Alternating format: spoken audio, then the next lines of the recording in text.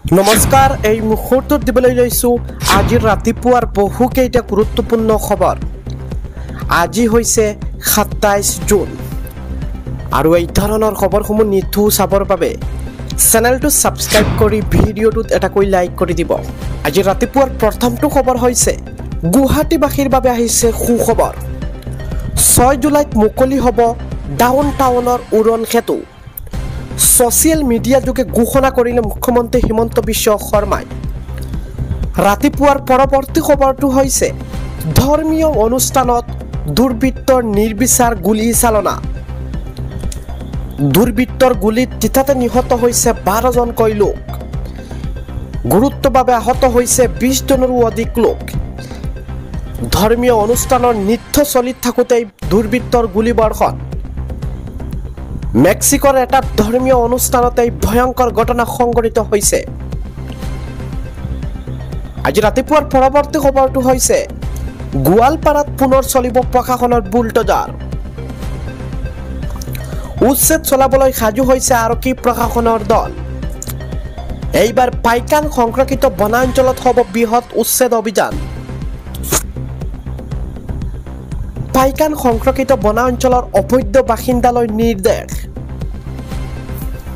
অহা ১০ জুলাইৰ পূৰ্বে ঘৰ খালী কৰাৰ নিৰ্দেশ বেদখলকাৰীক অন্যথা পৰৱৰ্তী কোনো জাননী নিদিয়াকৈ ভাঙি দিয়া হ'ব গড়বাৰী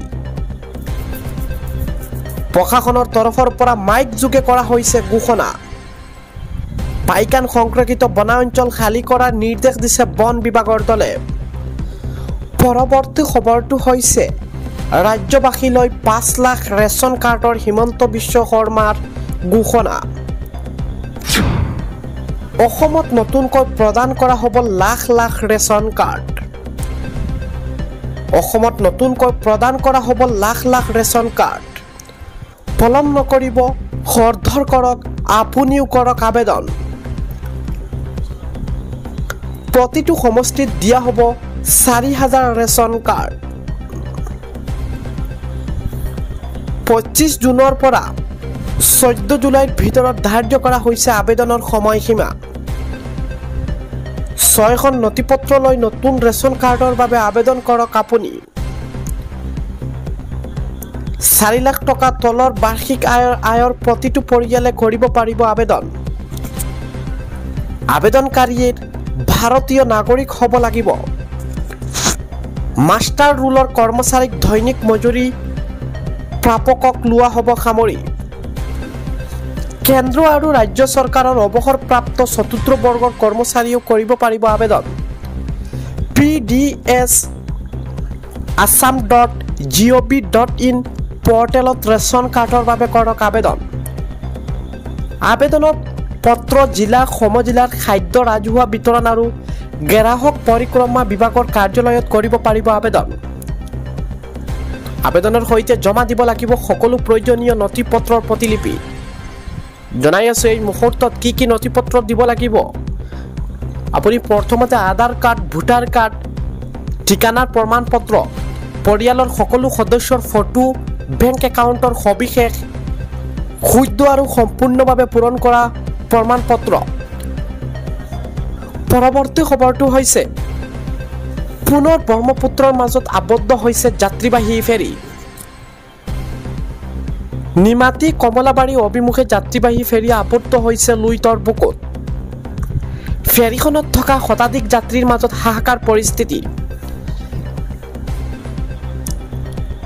SB সুবল লক্ষ্মী নামৰ যাত্ৰীবাহী ফেৰীখনত আছিল কেইবাখনো বাহন দীৰ্ঘদিনে ব্ৰহ্মপুত্ৰৰ চাপৰিত মুক্ত বিচৰণ কৰি আছিল হাতীৰ জাকে কিছুদিন পূৰ্বে MB ডিগাৰু নামৰ ফেৰীখনলৈ চুচা লৈছিল হাতীৰ জাকটোৱে আভ্যন্তৰীণ জল পৰিবহণ বিভাগৰ তৎপৰতাত বিভাগ আৰু SDRFে ফেৰীখনক নিৰাপত্তা দিছে আন এখন মাজুলী অভিমুখী ফেৰী কমলাবাৰী ঘাটলৈ আনিবলৈ SDRF আৰু বন বিভাগে যুটীয়া অভিযান অব্যাহত ৰাখিছে পৰৱৰ্তী খবৰটো হৈছে দুচকীয়া বাহনৰ গৰাকীয়ে দিব নালাগে টুল কৰ একাংশই সামাজিক মাধ্যমত বিয়পাইছিল অপপ্ৰচাৰ পথ পৰিবহণ মন্ত্ৰী নীতিন গাডকাৰীও দিলে স্পষ্টীকৰণ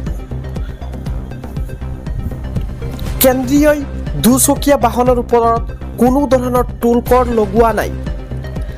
একাংশ সংবাদ মাধ্যমে চলাইছিল ভুৱা প্ৰচাৰ। পূৰ্বৰ দৰে দুচকীয়া মটৰ চাইকেল স্কুটিৰ গৰাকীয়ে দিব নালাগে কোনো টুল কৰ। 15 জুলাইৰ পৰা দুচকীয়া বাহনৰ ওপৰত টুল কৰ দিব লাগিব বুলি চলাইছিল প্ৰচাৰ। টুল কৰ নিদিলে 2000 টকাৰ জৰিমনা বিহব বুলি চলিছিল ভুৱা প্ৰচাৰ। আজি ৰাতিপুৱাৰ পৰৱৰ্তী খবৰটো হৈছে আছুৰ মুখ্য উপদেষ্টা ডক্টৰ সুমজ্জল কুমাৰ ভট্টাচাৰ্যৰ বাসগৃহত উপস্থিত হৈছে কেন্দ্ৰীয় মন্ত্ৰী তথা ৰাজ্যৰ প্ৰাক্তন মুখ্যমন্ত্ৰী সৰ্বানন্দ সোণোৱাল। ভট্টাচাৰ্যৰ সদ্যপ্ৰয়াত মাতৃলৈ শ্ৰদ্ধাঞ্জলি জ্ঞাপন সৰ্বানন্দ সোণোৱালৰ। আজি ৰাতিপুৱাৰ পৰৱৰ্তী খবৰটো হৈছে অবৈধ স্বামীক বিচাৰি একশ্যন আৰম্ভ আৰক্ষীৰ। হাহাকাৰ লাগিছে অবৈধ স্বামীৰ। ৰাতিয়েই চামগুৰিত চলিল অভিযান। ৰাতি ঘৰৰ পৰাই পুলিচে ধৰি আনিলে অবৈধ স্বামী হুছেইন আলীক। চামগুৰিত নিশা বাল্য বিবাহৰ বিৰুদ্ধে আৰক্ষীৰ অভিযান। খালনাৰ 1 নং লাংখাংগৰ পৰা বাল্য বিবাহৰ গোচৰত আটক কৰা হৈছে হুছেইন আলীক। 4 সন্তানৰ পিতৃ হুছেইন আলীক আটক চামগুৰিৰ খালনা আৰক্ষীৰ। 16 বছৰীয়া এগৰাকী নাবালিকাক দ্বিতীয় বিবাহ কৰি আটক হৈছে হুছেইন আলী। পূৰ্বে হুছেইন আলীয়ে বিবাহ কৰা প্ৰথম পত্নী আছে 4টাকৈ সন্তান।